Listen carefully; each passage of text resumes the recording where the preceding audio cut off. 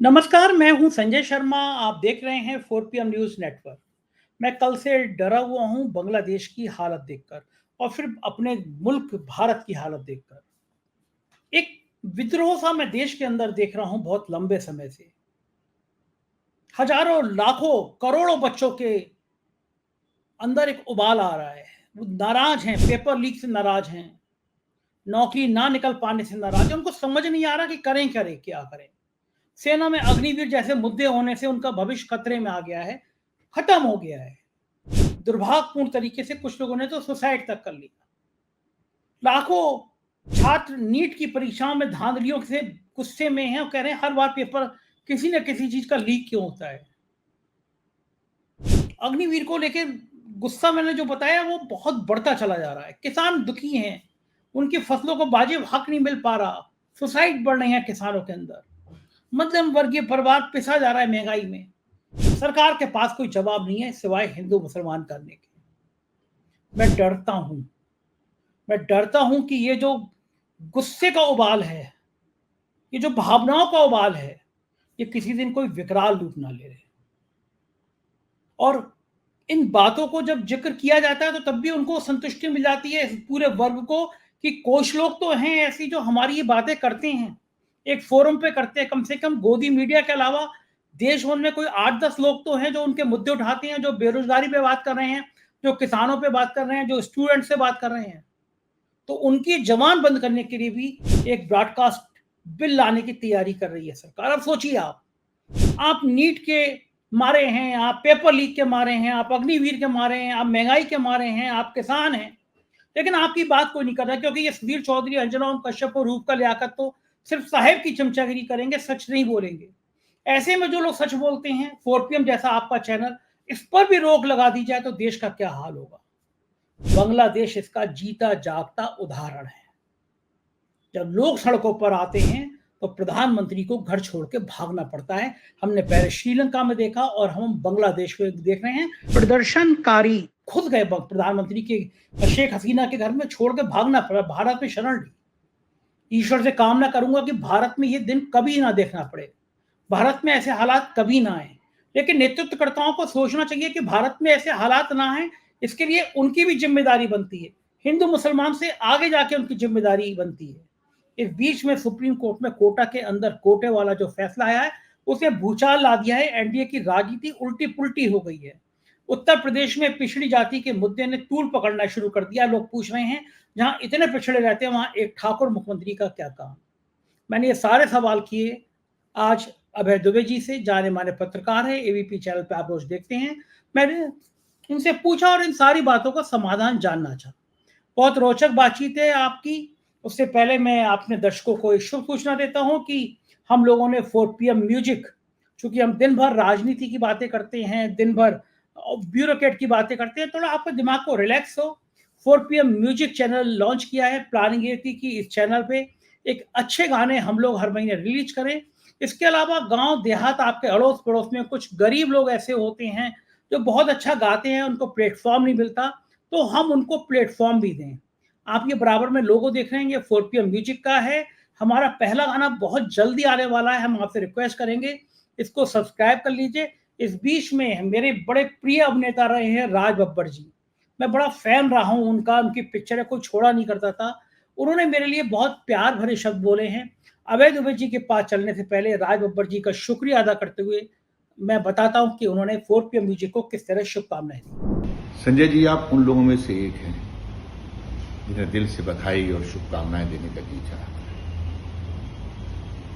आपने इतने छोटे से समय में 4PM को जो लोगों के दिलों तक पहुंचाया है कि आज सच्चाई, ईमानदारी और भावनाओं से जुड़ा हुआ ये 4PM वाकई लोगों के दिलों को छू गया है।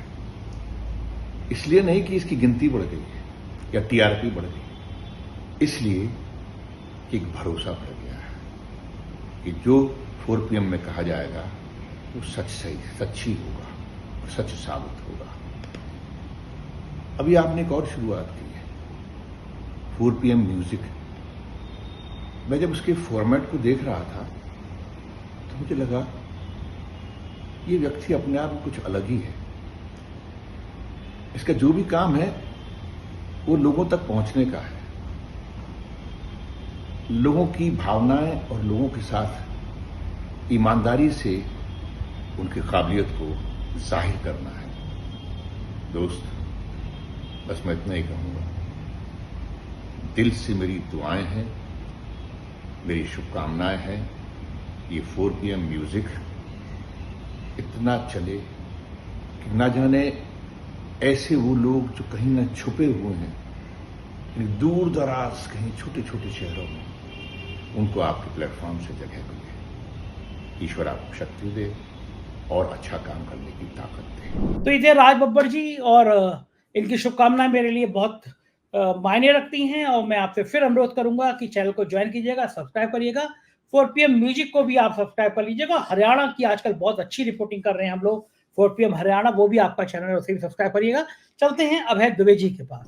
4 PM न्यूज नेटवर्क में स्वागत है अभय दुबे जी आपका। और राजनीति फिर एक बार मंडल और कमंडल के बीच में फंसती हुई नजर आ रही है। इसमें कमंडल की भूमिका लगभग खत्म तो हो गई है, लेकिन बार बार उत्तर प्रदेश सरकार उसमें छौंका डालने की काम करती है। लेकिन सुप्रीम कोर्ट ने जिस तरह कोटा के अंदर कोटा की राजनीति को बढ़ावा दिया, कहा कि ये होना चाहिए, क्रीमी लेयर का प्राविधान लाना चाहिए, पूरा राजनीतिक भूचाल आ गया है। क्योंकि जातियां इतनी बड़ी हो गई हैं पॉलिटिकल सिस्टम में कि लगता है कि इनसे ऊपर तो जा ही नहीं सकते हम। आपको क्या लगता है कि ये जो जाति वाला जिन है, अगर एक बार फिर निकलेगा, बहुत नुकसान पहुंचाया है लोकसभा चुनाव में इसको, तो क्या लगता है ये जिन फिर निकलेगा तो क्या अभी और नुकसान पहुंचाएगा? क्या लगता है कि कौन कौन सी पार्टी इसकी चपेट में आएंगी? देखिए, मोटे तौर पे मैं कहूं कि अगर जाति वाला जिन पूरी तरीके से निकल आया, काफी कुछ निकल आया है, अगर पूरी तरीके से निकल आया तो ये भारतीय जनता पार्टी की राजनीति को ठीक उसी तरह तहस नहस कर देगा जिस तरीके से 90 के दशक से लेकर और ये 2014 तक भारतीय जनता पार्टी की राजनीति पूरी तरह तितर बितर रही। क्योंकि जब जाति का प्रश्न प्रमुखता प्राप्त करता है तो हिंदू एकता का प्रश्न हिंदू एकता की संभावनाएं कमजोर होती चली जाती हैं। अब इसमें क्या है कि पहले से ही लोकसभा चुनाव में देखिए विपक्ष जातिगत जनगणना की मांग कर रहा था, उसने उसको मुद्दा बनाया। मोदी जी कहते रहे जातिगत जनगणना समाज को तोड़ने की साजिश है, इसलिए वो उन्होंने 4 जातियां गिनाई, युवा, महिला वगैरह 4 जातियां, गरीब, ये उन्होंने 4 जातियां गिनाई और कहा कि आप लोगों को इसके आधार पर वोट देना चाहिए। मोदी जी की बात किसी ने सुनी नहीं और लोगों ने जाति के प्रश्न को प्रमुखता दी और मोदी ने पूरे चुनाव का केंद्रीकरण करने की कोशिश किया, लेकिन जाति के मुद्दे ने पूरे चुनाव का विकेंद्रीकरण कर दिया, अगर इस तरीके से कहा जाए। इसी जब भाजपा इससे उबरने की कोशिश में लगी हुई थी, उसी वक्त सुप्रीम कोर्ट का ये फैसला आ गया। अब सुप्रीम कोर्ट के फैसले को उसकी संपूर्णता में समझने की आवश्यकता है। ये फैसला 2 हिस्सों में बटा हुआ है। इसका एक हिस्सा ये कहता है कि अनुसूचित जाति और अनुसूचित जनजातियों को जो भी आरक्षण प्राप्त है उसके अंदर इन समुदायों को एकाश या मोनोलिथिक न मानकर इनके अंदर उपवर्गीकरण किया जाना चाहिए। और खास बात यह है कि उपवर्गीकरण करने का कोई वो आदेश नहीं देता है राज्यों को। राज्य चाहें तो इस आदेश का उल्लंघन कर सकते हैं। राज्य चाहें तो उपवर्गीकरण करने से पूरी तरह इनकार कर सकते हैं, लेकिन अगर चाहें तो कर भी सकते हैं। ठीक उसी तरह जिस तरह नीतीश कुमार ने कभी दलित समुदाय का उपवर्गीकरण किया था। उन्होंने दलित और महादलित 2 बनाए थे। बिहार में 22 जातियां थी, 22 दलित जातियां थी। नीतीश कुमार ने 4 दलित जातियों को बाहर किया और 18 दलित जातियों को महादलित घोषित किया। जो 4 जातियां थी वो कौन कौन सी थी? 4 जातियां थी पासवान, पासी, धोबी और चमार। ये 4 जातियां थी जिनको उन्होंने महादलित के दायरे से बाहर रखा। ये दलित हुई और बाकी महादलित हुई। लेकिन चूंकि ऐसा कोई कानून नहीं था, सुप्रीम कोर्ट कोई फैसला नहीं था, इसलिए पासवानों ने, धोबियों ने, चमारों ने और पासियों ने अपनी पॉलिटिक्स और दबाव जारी रखा और कुछ दिनों बाद दबाव डालकर वो भी महादलित के दायरे में आ गई। अब बिहार में सभी महादलित हैं। कोई भी दलित या महादलित की जो कैटेगरी नीतीश ने बनाई थी वो पूरी कैटेगरी समाप्त हो गई। अब इस फैसले के बाद में दोबारा दलित समुदाय के अंदर उपवर्ग बनाए जा सकते हैं, सब कैटेगरीज बनाई जा सकती हैं और उसी के मुताबिक आरक्षण ये देखा जा सकता है कि किसको आरक्षण का ज्यादा लाभ मिला, किसको बिल्कुल लाभ नहीं मिला। किसी को बिल्कुल लाभ नहीं मिला तो उसके लिए थोड़ा सा आरक्षण अलग से निर्धारित कर दिया जाए। मुख्य तौर पर इसका मकसद ये। अब इसके अंदर एक और बात है कि सुप्रीम कोर्ट ने दूसरी बात ये कही कि जिस तरह ओबीसी समुदाय के अंदर क्रीमी लेयर का फार्मूला लगता है, उसी तरीके से दलित समुदाय के अंदर भी क्रीमी लेयर का फार्मूला लगाया जा सकता है। आप देखिए, ध्यान कीजिए, इस फैसले की विशेषता क्या है। ये फैसला किसी भी राज्य सरकार को बाध्य नहीं करता कि वो इस फैसले को माने, लेकिन राज्य सरकार की मर्जी पर छोड़ दिया गया है कि अगर वो चाहे तो उपवर्ग बना सकता है और चाहे तो क्रीमी लेयर बना सकता है। ये राज्य सरकार के चाहने के ऊपर निर्भर करता है। ये अब जैसे ओबीसी समुदाय में क्रीमी लेयर का फैसला बाध्यकारी है, लेकिन उपवर्गों को बनाने का फैसला वहां पर नहीं है। वहां पर याद कीजिए, कर्पूरी ठाकुर ने एक मुंगेरी लाल कमीशन बनाया था। उस मुंगेरी लाल कमीशन ने ओबीसी वर्गों के अंदर में उपवर्ग बनाने की बात कही थी। जनसंघियों ने मिलकर और कुछ समाजवादियों ने मिलकर कर्पूरी ठाकुर सरकार गिरा दी इस सवाल के ऊपर। बाद में जब मंडल कमीशन बना तो मंडल कमीशन के एक दलित सदस्य थे आरएल नायक। उन्होंने एक उस पर अपनी असहमति जताई, अपना नोट ऑफ डिसेंट लगाया। उन्होंने कहा कि ओबीसी समाज दो बड़े हिस्सों में बटा हुआ है। एक कारीगर जातियों का हिस्सा है और एक खेतिहर जातियों का हिस्सा है। खेतिहर जातियां मजबूत हैं, खुशहाल हैं, तो और कारीगर जातियां कमजोर हैं और लगातार और कमजोर होती जा रही हैं। इसलिए उनको विशेष रूप से जितने भी आरक्षण का प्रावधान हो, उसमें कारीगर जातियों को विशेष आरक्षण दिया जाना चाहिए। बीपी मंडल ने उनकी बात नहीं मानी, और वो लेकिन बीपी सिंह ने भी जब मंडल कमीशन की रिपोर्ट लागू की तो उन्होंने भी उस असहमत पत्र की तरफ ध्यान नहीं दिया। मेरा कहना है कि ये जो असहमतियां हैं, संविधान ने हमारे समाज को दो बड़े हिस्सों में बांट दिया था, अगड़े और पिछड़े। पिछड़े हिस्से में भी उन्होंने 3 कैटेगरीज बना दी। वो एक थी ओबीसी की, एक दलित की थी और एक आदिवासी की। इसमें कुल 4 कैटेगरी में पूरा समाज बांट दिया गया था। लेकिन ये बाकी पिछड़ों में जो कैटेगरीज थी, इनमें सब कैटेगरीज बनाने के लिए संघर्ष बहुत शुरुआत से चला आ रहा है। पंजाब सरकार ने सब कैटेगरी बनाने की कोशिश की, सुप्रीम कोर्ट ने कहा नहीं, आप नहीं बना सकते। तमिलनाडु सरकार ने सब कैटेगरी बनाने की कोशिश की, सुप्रीम कोर्ट ने कहा नहीं बना सकते। और दूसरे राज्यों ने ऐसी कोशिशें की, सुप्रीम कोर्ट ने कहा नहीं बना सकते। लेकिन सब कैटेगरी, राजनाथ सिंह जब उत्तर प्रदेश के मुख्यमंत्री थे तो उन्होंने सब कैटेगरीज बनाने की कोशिश की। इसी तरीके से जो मोदी सरकार ने रोहिणी कमीशन बनाया, जस्टिस रोहिणी कमीशन बनाया, रोहिणी कमीशन की जो रिपोर्ट है वो भी सब कैटेगरी बनाने की सिफारिशों की तरफ भी इशारा करती है। इसलिए अब मुझे नहीं लगता कि इसमें कोई बहुत ज्यादा समय लगेगा आरक्षण की नीति को और ज्यादा बेहतर बनाने के लिए। उसमें ओबीसी समुदाय को पूरा एक समुदाय मानना, दलित समुदाय को पूरा एक समुदाय मानना, आदिवासी समुदाय को पूरा एक समुदाय मानना। आदिवासी समुदाय में देखिए, जो संथाल हैं, संथालों को बड़े पैमाने पर आरक्षण का लाभ मिला है, लेकिन दूसरी जो छोटी आदिवासी जातियां हैं उनको बिल्कुल कोई लाभ नहीं मिला है। उनको लाभ कैसे मिलेगा? वरना सारे लाभ संथालों के पास चले जा, संथालों के पास, मीणाओं के पास जाते रहेंगे। इसी तरह ओबीसी समुदाय में सारे लाभ जो मजबूत ओबीसी समुदाय हैं, जैसे यादव हैं, जैसे लोधी हैं, जैसे जहां जाटों को मिल गया है आरक्षण राजस्थान में, वहां पे सारे लाभ उनके पास चले जाएंगे और दूसरी जातियां लाभों से वंचित रहेंगी। दलितों में आंध्र प्रदेश में मालाओं के पास ज्यादा लाभ है, मारडिगाओं के पास लाभ नहीं है। इसीलिए इसी तरह उत्तर प्रदेश में ज्यादा लाभ जो है वो जाटुओं के पास हैं, बाकी समुदायों के पास ज्यादा लाभ नहीं है। तो इस तरीके से कैसे आरक्षण की नीति को ज्यादा न्यायपूर्ण बनाया जाए, ये फैसला मेरी निगाह में उस तरफ इशारा करता है। और खास बात यह है कि फैसला 100% बाध्यकारी नहीं है, लेकिन एक संभावना खोल देता है कि अगर कोई राज्य करना चाहे तो ऐसा कर सकता है। अब दिक्कत की बात क्या है, अब इसके राजनीतिक जो निहितार्थ हैं उनकी तरफ हम लोग निगाह डालें। इसके राजनीतिक निहितार्थ ये हैं कि जो इंडिया गठबंधन है, इंडिया गठबंधन में से मान लीजिए तेजस्वी यादव ने कहा है कि हम आरक्षण के अंदर आरक्षण के पक्ष में नहीं है। शायद उनको लगता होगा कि अगर ओबीसी जातियों के अंदर इस तरह SC ST में आरक्षण के अंदर आरक्षण का फैसला आया है, इस तरह अगर ओबीसी जातियों में भी आरक्षण के अंदर आरक्षण का फैसला आ गया तो फिर समस्या खड़ी हो जाएगी उनके लिए। यहां पे दिक्कत यह है कि अगर चूंकि ये फैसला मुख्य तौर पर अनुसूचित जाति और जनजातियों के बीच में है, इसलिए इसकी मुख्य समस्या उनके सामने है जो कि भारतीय जनता पार्टी में है, भारतीय जनता पार्टी के साथ हैं, और भारतीय जनता पार्टी के उन रणनीतिकारों के सामने समस्या है जो कि हिंदू एकता करना चाहते हैं। अब चिराग पासवान मांग कर रहे हैं, मायावती मांग कर रही हैं, और इंडिया गठबंधन के सभी लोग इस बात को लेकर बेचैन हैं। सबसे बड़ा प्रश्न एनडीए सरकार के सामने यह है कि क्या वो फिर सदन में अपने बहुमत का इस्तेमाल करने की कोशिश करके सुप्रीम कोर्ट के इस फैसले को पलटेंगे? क्या इस तरह का कोई कदम उठाया जाएगा? ये एक बड़ा सवाल है जिसका सामना एनडीए सरकार इस समय कर रही है। और अगर इसको पलटा नहीं गया, तब जातिगत जनगणना कराना अनिवार्य हो जाएगा। जातिगत जनगणना कराने के सवाल पर जो दुविधा दिखा रही है भारतीय जनता पार्टी, जो डिप्लोमेटिक रवैया दिखा रही है, वो डिप्लोमेटिक रवैया नहीं चलेगा, क्योंकि आप उपवर्गीकरण कर ही नहीं सकते हैं अगर आपके पास सही जातिगत जनगणना द्वारा प्राप्त आंकड़े नहीं है।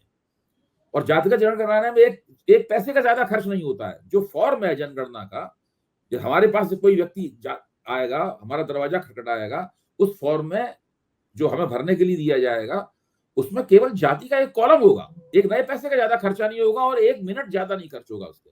केवल एक टिक कर रहे हैं, हमें अपनी जाति टिक करनी होगी उसके अंदर या लिखनी होगी उसके अंदर, इसके अलावा कुछ भी नहीं होगा। और वैसे ही जो मौजूदा जनगणना है वो अपने आप ही एक जातिगत जनगणना में बदल जाएगी। और हमारे जो राहुल गांधी कहते हैं कि जातिगत जनगणना एक ऐसा एक्सरे है जिससे भारतीय समाज के भीतर क्या है ये पूरी तरह निकलकर सामने आ जाएगा, और उसके आधार पर हम नीतियां बना सकेंगे। उसके आधार पर मैं तो मानता हूं कि अगर ये बात इसी तरह चलती रही आगे और इस फैसले को नहीं पलटा गया, या इस फैसले को सुप्रीम कोर्ट की किसी दूसरी बेंच ने समीक्षा करके इसमें संशोधन नहीं किया, तो ये निकट भविष्य में भारतीय राजनीति को पूरी तरह बदल डालेगा। और जो हिंदू एकता कराने का पूरा हथकंडा जो इन्होंने लंबे अरसे से उस पर महारत हासिल कर रखी है बीजेपी ने, ये पूरी तरह गड़बड़ा जाएगा और उन्हें कोई नई युक्ति, कोई नई ट्रिक तलाशनी होगी हिंदू एकता के लिए। देखो ठीक है, लेकिन ये बताइए मुझे अभय जी, आपको क्या लगता है कि बीजेपी जाति जनगणना कराने से डर क्यों रही है? कौन सा डर है कि बार बार कांग्रेस कह रही है, इंडिया अलायंस कह रहा है जाति जनगणना करा लो, क्यों नहीं करा देती बीजेपी जाति जनगणना?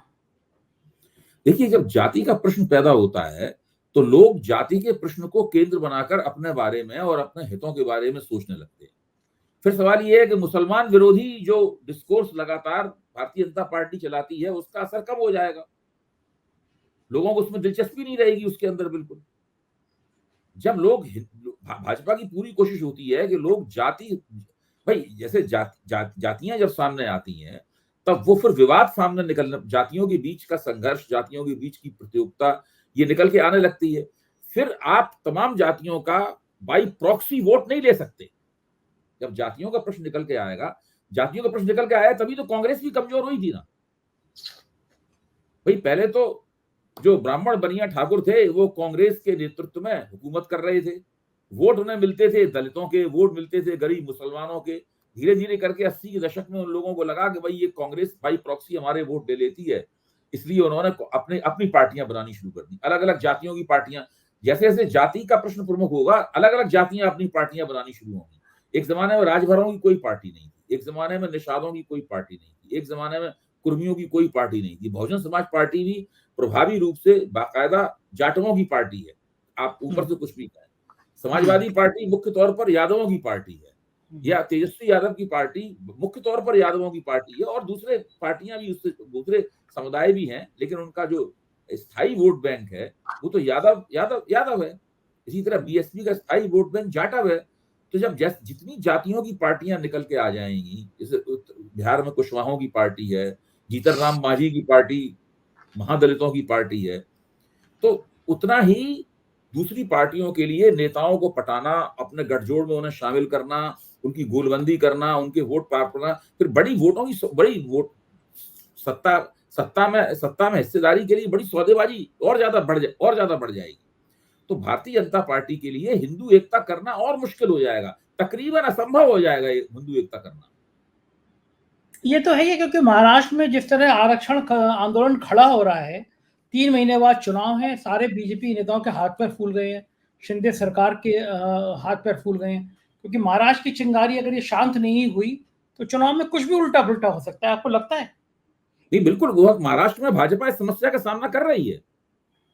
भाई आप एक बात सोचिए, इन्होंने उद्धव ठाकरे की सरकार को तोड़ा और उन्होंने जोड़ तोड़ करके अपनी सरकार बना ली। तब मराठा आरक्षण का जब प्रश्न सामने आया, तब उस प्रश्न का सामना इन महायुति की सरकार को करना पड़ा। अगर उद्धव ठाकरे की सरकार होती, उद्धव ठाकरे की सरकार को इस सवाल का सामना करना पड़ता। तब नुकसान फायदे की समस्या उनके साथ जुड़ती, उनको वो जवाबदेह होते इस चीज के। अब ये लोग इस चीज के जवाबदेह हैं, और इन लोगों को ये भी लगता है कि वो जो नेता हैं, मैं उनका नाम भूल रहा हूँ, लंबे कद के बहुत ज्यादा जो अनशन भूख हड़ताल करते हैं, खैरलांजे ऐसा कुछ नाम है उनका, हाँ, वो पहले कांग्रेस के नेता थे। उनकी जो राजनीति में उनकी जो शिक्षा दीक्षा हुई है वो कांग्रेस के नेतृत्व में हुई है। अच्छा, एक जमाना हम लोग कल्पना भी नहीं कर सकते थे कि मराठा जाति भी आरक्षण के लिए संघर्ष करेगी, या जाट आरक्षण के लिए संघर्ष करेंगे, या गुजर जो है ये कहेंगे हमको आदिवासी कैटेगरी में डाल दीजिए। भाई राजस्थान में गुजरों का यही तो संघर्ष है कि उनको मीणाओं के साथ में एसटी कैटेगरी में डाला जाए।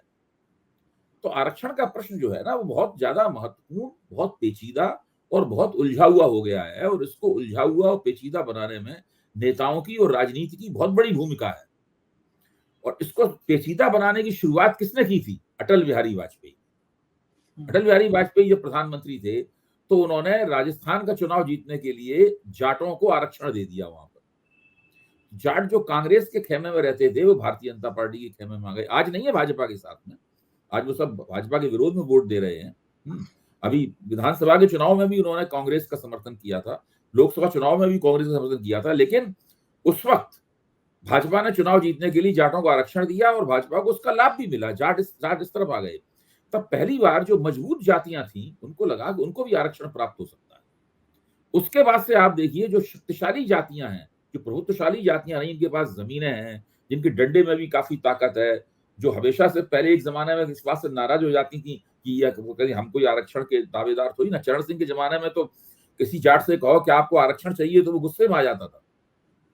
आज स्थिति यह है कि हरियाणा के जाट भी सोचते हैं कि वो भी आरक्षण के लिए आंदोलन शुरू कर दें, पश्चिमी उत्तर प्रदेश के जाट भी सोचते हैं कि आरक्षण के लिए आंदोलन शुरू कर दें। तो आज तो मामला बिल्कुल बदल गया है मामला।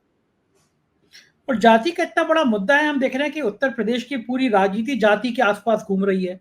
बार बार केशव प्रसाद मौर्य को अपमानित करने का पीछे कारण भी यही है कि एक जाति से आते सपा हमला बोलती है उनपे। और अगर ये मुद्दा बड़ा उठा, जाति का मुद्दा जिस तरह उत्तर प्रदेश में उठ रहा है, ये माना जा रहा है कि इंडिया गठबंधन की जो जीत हासिल हुई है उसके पीछे पिछड़ी और दलित जातियों की गोलबंदी है। तो अगर ये मुद्दा उठा तो योगी आदित्यनाथ की कुर्सी को खतरा नहीं होगा, वो क्षत्रिय समुदाय से आते हैं। तो ये बात नहीं होगी कि इतनी ज्यादा आबादी है यहाँ पिछड़ों की, तो एक बैकवर्ड चीफ मिनिस्टर होना चाहिए, मुद्दा उठ सकता है उत्तर प्रदेश में। देखो, आदित्यनाथ जी के जो भारतीय जनता पार्टी के अंदर विरोधी हैं वो तो इस मुद्दे को इसी तरह उठा रहे हैं। उनका तो कहना यही है कि इनको मुख्यमंत्री बनाने से ही भारतीय जनता पार्टी की समस्याएं पैदा हुई हैं। और मोटे तौर पर देखा जाए तो मैं भी इस बात को मानता हूं। मैं ये कहता हूं कि 2017 में जब भारतीय जनता पार्टी ने उत्तर प्रदेश में एक असाधारण जीत हासिल की और वो मुख्यमंत्री की तलाश कर रही थी, तब फिर एक खास तरह की परिस्थिति में उन्होंने तय किया कि आदित्यनाथ जी को मुख्यमंत्री बनाया जाए। और मुख्यमंत्री बनाते समय उन्होंने ये नहीं चेक किया कि गोरखपुर मंडल में जो राजनीति होती थी, आदित्यनाथ जी करते थे राजनीति, उस राजनीति में कौन कौन सी जातियां इनके खिलाफ हैं और इन्हें दरअसल किस जाति का नुमाइंदा माना जाता था।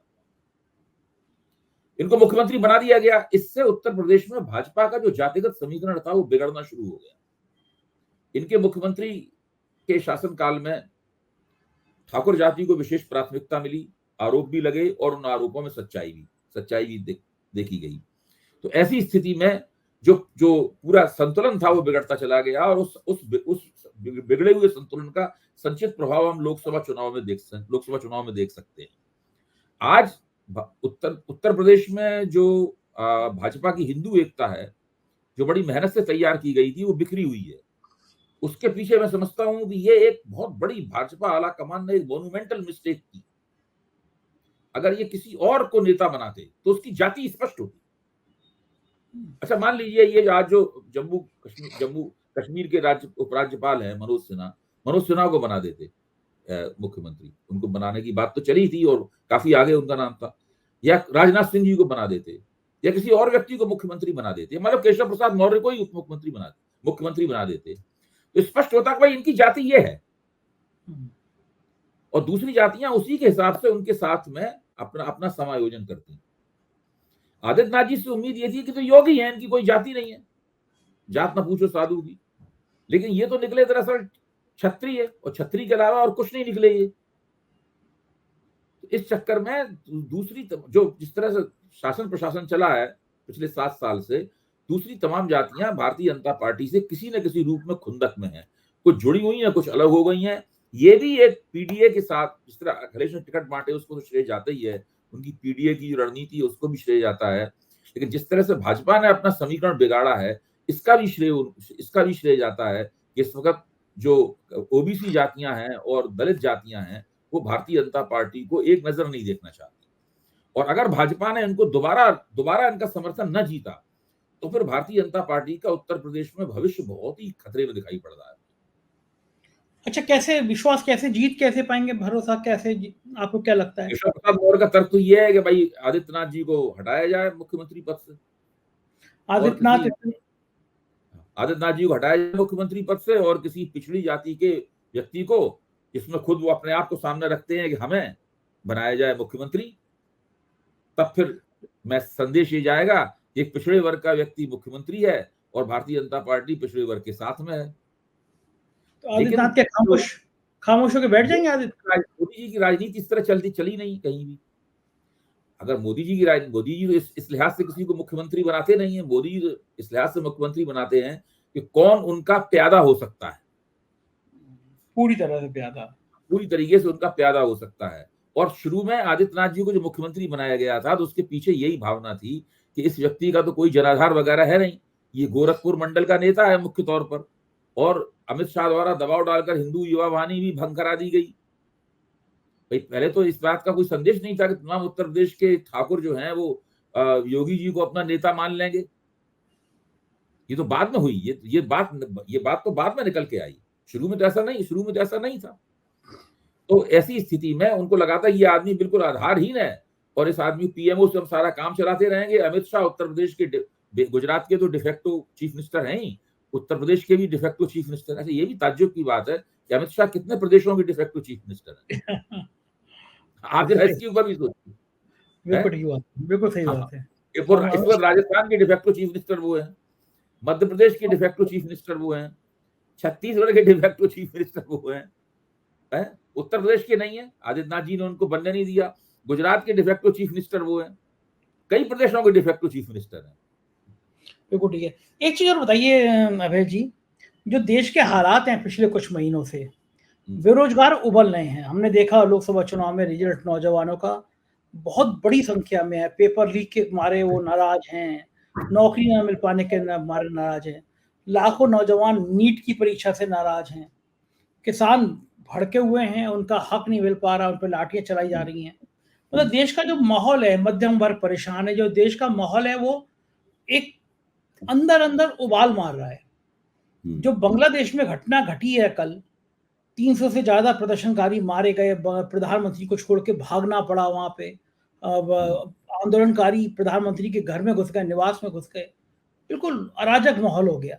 क्या कोई देश ऐसा होता है कि जिस देश में, जो मैंने भारत का जिक्र किया कि इतने करोड़ों लोग उबल रहे होते हैं, तो क्या अगर इनकी मांगों को हमने समय रहते दूर नहीं किया, हमने बेरोजगारों को भरोसा नहीं दिलाया, हमने छात्रों को भरोसा नहीं दिलाया, किसानों की बात नहीं करी, बल्कि उल्टा किया कि जो इनके मुद्दे उठा रहे हैं उनके ऊपर बिल ले आए, जैसा भारत सरकार एक बिल लाने की तैयारी कर रही है कि हम और आप इन मुद्दों पे बात ही ना करें, तो किसी फोरम पर बात करने को भी रोक दिया गया, तो क्या हम लोग भी उस देश की तरफ नहीं बढ़ जाएंगे कि एक भारत में ईश्वर ना करे कभी ऐसी चीजों की, ऐसी बम फटे किसी दिन अराजक हो जाए लोग? नहीं, मैं तो आपकी बात से 100% सहमत हूं। जब अभिव्यक्ति की स्वतंत्रता के ऊपर रोक लगती है तो बिल्कुल विस्फोटक स्थिति पैदा हो जाती है। कैसी विस्फोटक स्थिति कि आप किसी बोतल के अंदर एक बारूद भर दें और उसको बहुत सख्ती के साथ उसको बंद कर दें, और उसमें जो समाज में लोकतांत्रिक चर्चाओं के जरिए जो सेफ्टी वाल होते हैं, मतलब लोगों का असंतोष थोड़ा लोग चर्चा करते हैं, तो लोकतंत्र में इस तरह जो विद्रोह करना और विस्फोटक स्थिति होना थोड़ा मुश्किल भी होती है। ये हो जाएगा इस तरीके से, जो अगर ये सरकार किसी भी तरह की अभिव्यक्ति के ऊपर अंकुश लगाएगी तो निश्चित रूप से इसका होगा। और दूसरी तरफ जो बात आपने कही है कि आखिरकार कब तक लोग इंतजार करेंगे, कब तक लोग अब खुशहाली का इंतजार करेंगे, कब तक लोग उस नई सुबह का इंतजार करेंगे जिसका आश्वासन उन्हें थमाया गया था। इस बजट में उनकी कोशिश यह है कि रोजगार सृजन का काम निजी क्षेत्र को सौंप दिया गया है और उसके लिए तमाम सारी तीन तरह की स्कीमें दी गई हैं, सब्सिडीज दी जाएंगी। निजी क्षेत्र ने स्पष्ट कर दिया है कि वो एक व्यक्ति को भी नौकरी पर नहीं रखेंगे। इस बात की आधिकारिक घोषणा नहीं की जाती है, लेकिन पता नहीं मैंने 4 PM के मंच पे ये बात कही है नहीं कही है। जो स्वामीनाथन अय्यर जो बहुत बड़े आर्थिक पत्रकार हैं, जब बजट आया तो बजट पे वो बंबई के अंदर कुछ उद्योगपतियों के साथ बजट पे चर्चा कर रहे थे। उन्होंने पूछा कि आपको जो सब्सिडीज दी गई हैं आप कितने लोगों को एम्प्लॉयमेंट देंगे? तो उन्होंने कहा किसी एक व्यक्ति को भी एम्प्लॉयमेंट नहीं देंगे, हमारा काम इस तरह एम्प्लॉयमेंट देना नहीं है। हाँ, अगर इनमें से कोई आर्टिफिशियल इंटेलिजेंस का एक्सपर्ट हुआ तो एक ने कहा मैं उसको रख लूंगा, मुझे ऐसे एक्सपर्ट की हमें जरूरत होगी उसके हिसाब से हम रखेंगे। तो निजी क्षेत्र से सरकार द्वारा ये उम्मीद करना कि वो रोजगार की समस्या का निदान करेगी, ये बिल्कुल मैं कहता हूं अपने आप को गलतफहमी में डालना है। एक भी रोजगार नहीं बढ़ेगा, बेरोजगारी की समस्या निरंतर और संगीन होती चली जाएगी।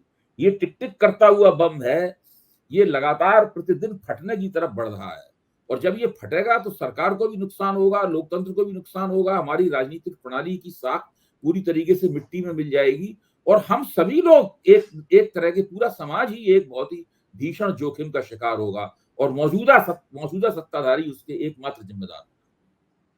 बिल्कुल ठीक कह रहे हैं और ये हालात ईश्वर ना करे कभी ऐसे हों। बहुत बहुत शुक्रिया अभय जी, आपने हमें तक कीमती समय दिया, आभार, थैंक यू। तो ये थे अभय दुबे जी और आपने देखा होगा कि किस तरह एक एक बात पर उन्होंने बेबाक तरीके से अपनी बात की। मुझे यकीन है ये चर्चा आपको पसंद आई होगी। साथ बनाए रखिएगा। बहुत बहुत शुक्रिया, थैंक यू।